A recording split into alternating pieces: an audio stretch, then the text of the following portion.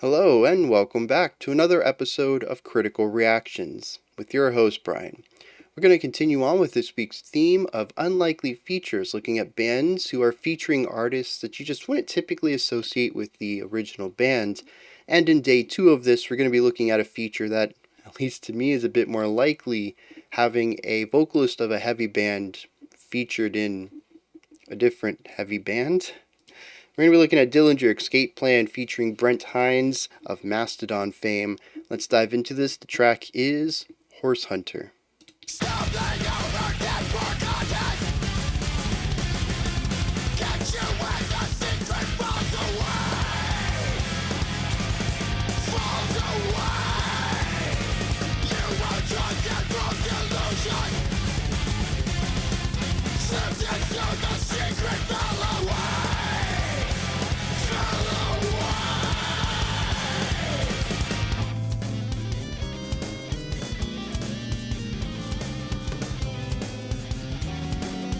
I'm loving everything about this. The drum pattern is so good. The bass sound is tasty.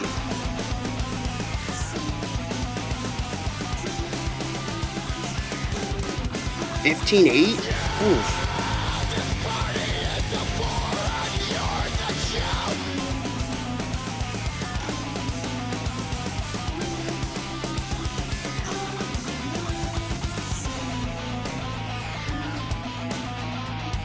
Oh yeah.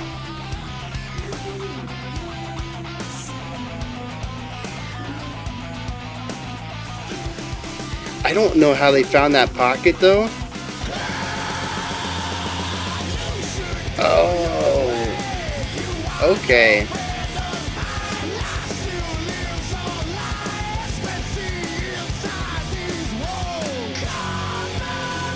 Yeah.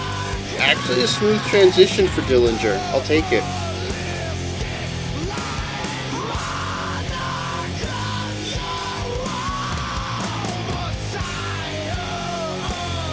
Such strange phrasing.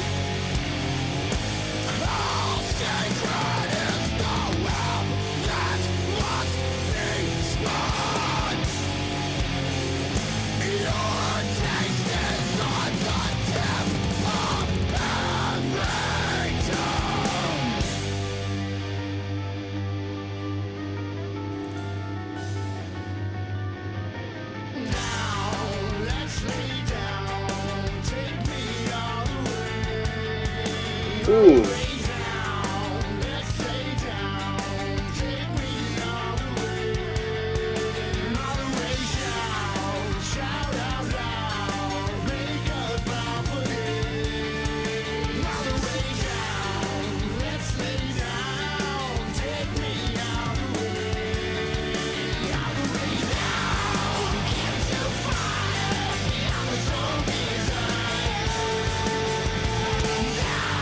Yeah, okay.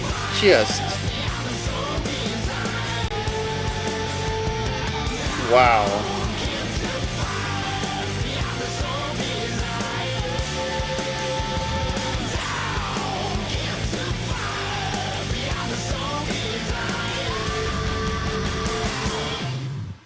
Oh, that's weird. No, no, no.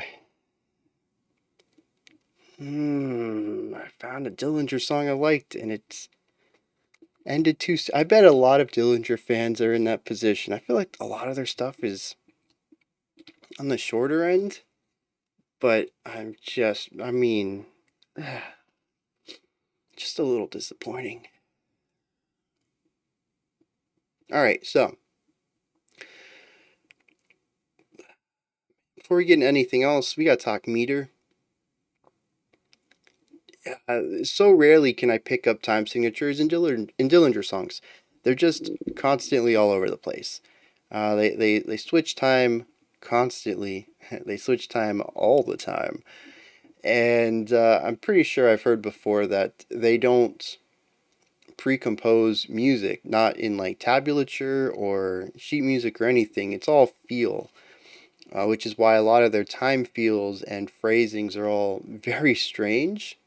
I bet this is bonkers to transcribe. But in here I picked up a few. We had some 4/4. We had some 4/4 with weird phrasing. We had this gorgeous part at the beginning that I called out as 15/8. And it was 100%. We had a bar of 8/8, which is 4/4, and a bar of 7/8. So 2 bars of 4/4 where the second bar is half of a beat cut off. Not too bad. We almost got a full 4/4 out of them, which is, as far as I'm concerned, a victory. But see, here's the interesting thing, is that eventually they put a 6/8 backbeat to it. And it was blowing my mind. I was listening to it and I was like, it fits so well. It's got such a groovy element to it, but it doesn't have that lurching forward that we have in the other part, which is the 8/8 into the 7/8, which you expect to be that full 8/8, and you lurch forward a half of a beat earlier than you would expect. You get that 1, 2, 3, 4, 5, 6, 7, 1, 2, and you move right back into that 1. You're expecting the 8. You're expecting the end of the bar, and you're thrust into the next. But the 6/8 doesn't have the lurch to it, and I was like, well, how's this fitting together? How wild is this? But no, it actually works rather well. 30 fits for both of them. It's 4 bars of 15 and 5 bars of 6. Or sorry, 2 bars of 15 and 5 bars of 6, and that's how you get 30 beats. And so they both do line up eventually, but they line up a bit out of sync with each other. Wait, no, nope, they both hit beat 1 at 31 beats. So that's where it all picks up, where it all grooves together well. Just a phenomenal idea. It's bonkers. I can't say I would ever think about that's high brain math right there. Not that simple multiplication and addition is difficult math work, but applying it to music and then making riffs around it that work well within their own context and then jam well together when you smash that polymetric idea. It's a big brain right there. And the thing is, too, right? We go back to the idea that Dillinger doesn't intentionally go out of their way for this. This is all just innate. This is normal to them. Maybe the guitarist whips out this 15/8 riff and the drummer puts, an idea to it. And then the drummer's like, actually, I feel this other thing. When we come back to this section, I want to throw this other beat in there. It's like, all right, try it out, man. And he tries it out. It's a 6/8 polymeter, and it just works. And it's just like what felt natural to him. That's the only thing I can perceive of how their composition process goes. If they're not writing anything down, if there's no pre-planning, everything's just felt out in real time and then tested.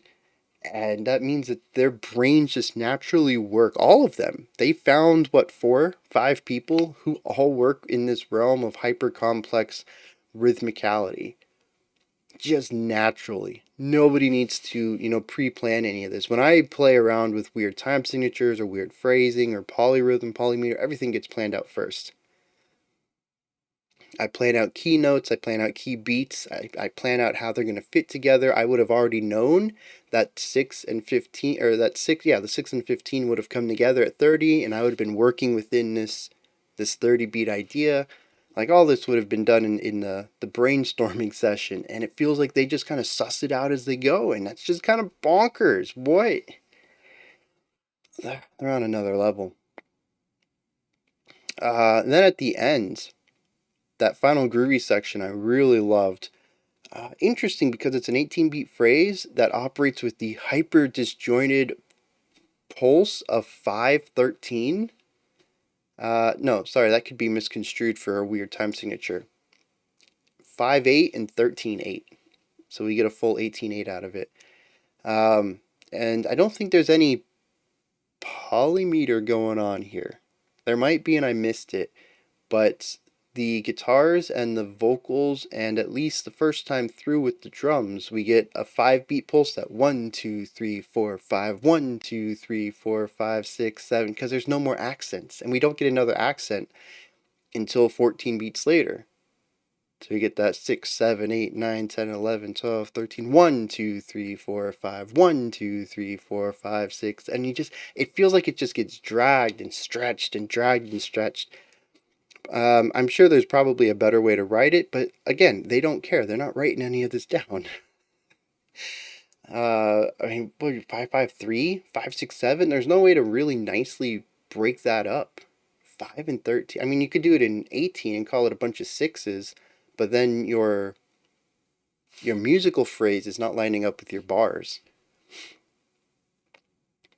Because then you have 1, 2, 3, 4, 5, 1, 2, no, 1, 2, 3, 4, 5, 6, 1, 2, 3, 4, 5, and then you just have, 2 more bars of no accents. That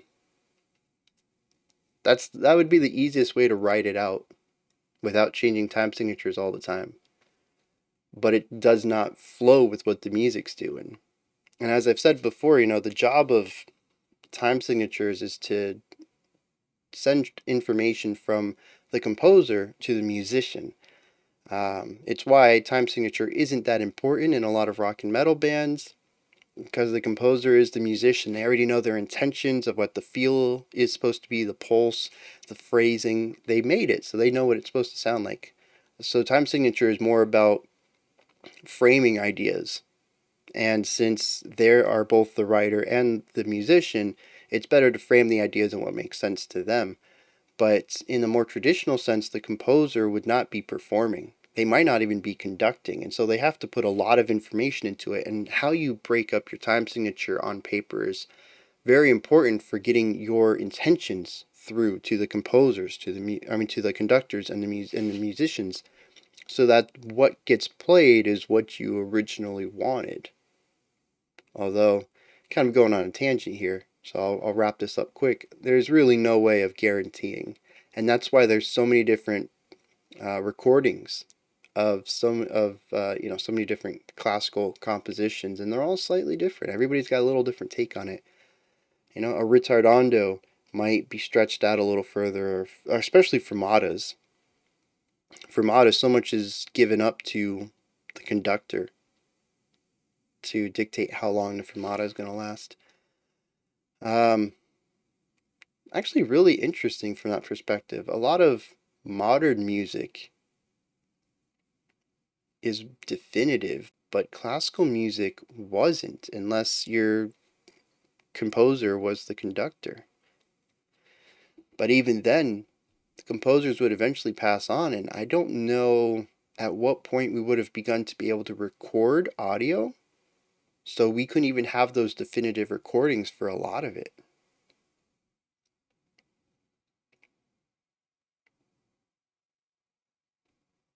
Anyways, I mean, I guess there's the possibility of passing this information down old style, from person to person. Hey, this is how I want it, remember it, practice it, and then they pass it down to the next conductor and the next conductor, so that the composers. And anyways, I'm way off topic now. Let's get back to Dillinger. Time signatures are bonkers. Guitar work in here, actually kind of all of it. I associate Dillinger with chaos. Probably the most chaotic I've heard them is 43% Burnt, which is just a smorgasbord of ideas smashed together in a short run time, and somehow they put like 30 sections in it. I don't understand that song at all. This is the exact opposite end of the spectrum. There's still some of that more chaotic element in here, and it's also another linear track, I think. But there's a couple of sections in here, and well, there's only a few sections to begin with. There's a couple of sections in here that I enjoyed. The ending section for sure, but there is also a really groovy melodic section there in the middle. And there's another thing too, looking at the guitar work specifically, is that melody was a strong element in here that I don't associate that with Dillinger. They're very textural bands. It's about harsh sounds being played in odd or confusing rhythmic patterns to create disorientation. That's the feeling I get with a lot of Dillinger, and I didn't get that here. I mean, sure, there were sections that led into that, but there was melodic moments, melodic guitar works, clean vocals, harmony on clean vocals. The drums were being less wild and leaning more into groove. And that's not to say that the drummer hasn't done groove before. I'm pretty sure we've heard the Dillinger drummer do some groovy stuff, but for the most part, I kind of associate them with melodic drumming. They play rhythmically what the guitars are doing as well, and sometimes even what the vocals are doing in order to lean into the wild rhythmic phrasing. It's not about keeping a metronome. It's not about being a human metronome for the band. It's about adding to that rhythmic staccato that everyone else is playing into. And so it's a bit more of a melodic, linear style of drumming. And we got some really groovy sections here. It's just like, wow, Dillinger can lean into this, and I didn't know that. This is kind of blowing my mind. I wonder how much of Mastodon singer Brent is contributing to the composition here. He is credited only on vocals. I don't know if he also does. For some reason, I'm thinking Mastodon, the lead vocalist, is also the guitarist. Can I find this out real quick? No, of course not. Wait, there we go. Yep. So Brent Hinds is the guitarist and vocalist on Mastodon. So yeah, I wonder if any of that, if he had an opportunity to contribute any of that as well, because that groovy section, Mastodon is an atmospheric band, right?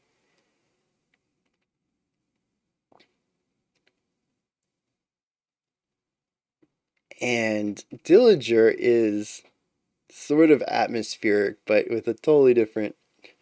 They focus on rhythmic atmosphere and just like weight of music. And Mastodon is more of harmonic atmosphere. Kind of post rocky, if I kind of remember right. At some points, not all the time, of course, but. So yeah, I wonder if Dillinger really has the capability to further explore this on their own, or if this was Brent kind of bringing his own taste and expertise to the table and smashing them up together. I don't know. You guys are gonna have to let me know. Can Dillinger do more like this? If they had a whole album of stuff adjacent to this, I might be able to dig into a full album. Granted, this one's only 40 minutes long, but 40 minutes of hyper complex rhythmic stuff might feel like an hour to me, since I find their work very draining mentally. Maybe casually it's not that bad, but if I try to engage with it, I get tired real quick. There's so much to dissect.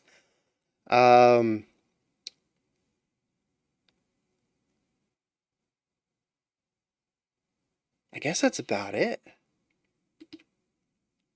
We had some harmonic ideas, we had some melodic ideas, clean vocals, harsh vocals. Drums actually had like a metronomic groove thing going on. Also, man, that last part, so good. So good. And it's like I had time to dig into the complexity of the time signature. And then I also had time to just feel it out and listen to the layered vocals. Oh man, layered vocals too. That's something that the band doesn't really do too often is layers. Usually everybody's on the same page doing the same. I just talked about this too, where the drums are usually doing the rhythmic pattern of somebody else in the band, and usually there's a unified whole as well. And speaking of that, we actually had dual guitars going on here too, which is not something I associate with Dillinger.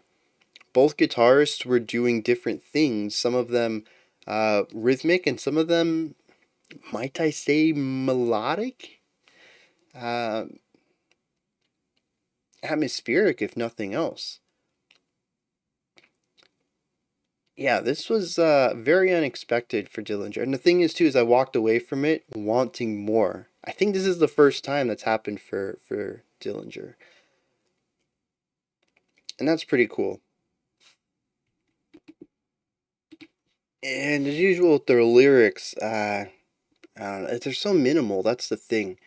There's not a lot of them, and there is a lot of repetition within them.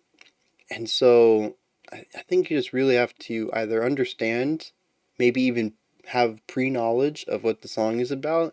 Like if somebody gave me a hint, the theme is this, I might be able to apply some of this to a theme, but at least for my novice poetic analysis skills, there's just not enough meat on here for me to figure out what they're talking about.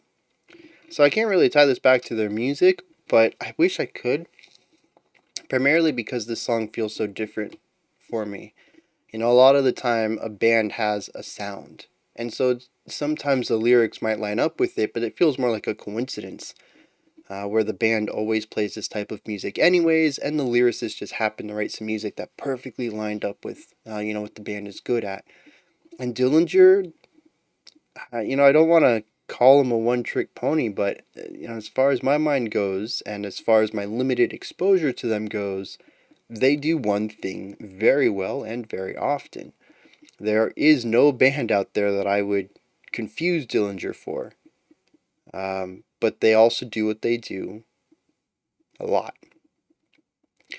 And so I think this is a band that generally the lyrics might feature the aggression or confusion of the music, but it's not going to always happen. And the band's just always going to create this aggressive, confusing music. But here we don't. We go in a different direction, and it really makes me curious if the lyrics are augmented at all by the music, since it's not something that the band, at least again in my experience, gets to play to. It's not something the singer gets to sing to. And so I'm a little curious about that. So if you have any thoughts into this, there's no annotations on Genius. I couldn't find anything on Song Meaning. So I have no help here. And like I said, I'm a novice at this anyway. So we'll wrap this up before I ramble anymore. Those are my thoughts on Dillinger Escape Plan's Horse Hunter. I just realized there's a the. It is the Dillinger Escape Plan, and I have literally never said that. And I say literally in the most original form. I don't think I have ever in my life had the at the beginning of that name. I've always called them Dillinger. Anyways, my thoughts on that track. What are your thoughts? Put them down in the comments. Above the comment section is a description box. In there you'll find a link to Linktree. Takes you to this menu right here. It has links to the Discord server, ways to support the channel, a link to my music, and so much more. Above that, if you could like, subscribe, and ring the bell, I greatly appreciate all three of those. That wraps it up for this one. We also have a special selection today. Otherwise, check you guys back tomorrow, 5 p.m. Eastern Standard Time, 9 p.m. UTC. We're going to continue on with this week's theme. All right.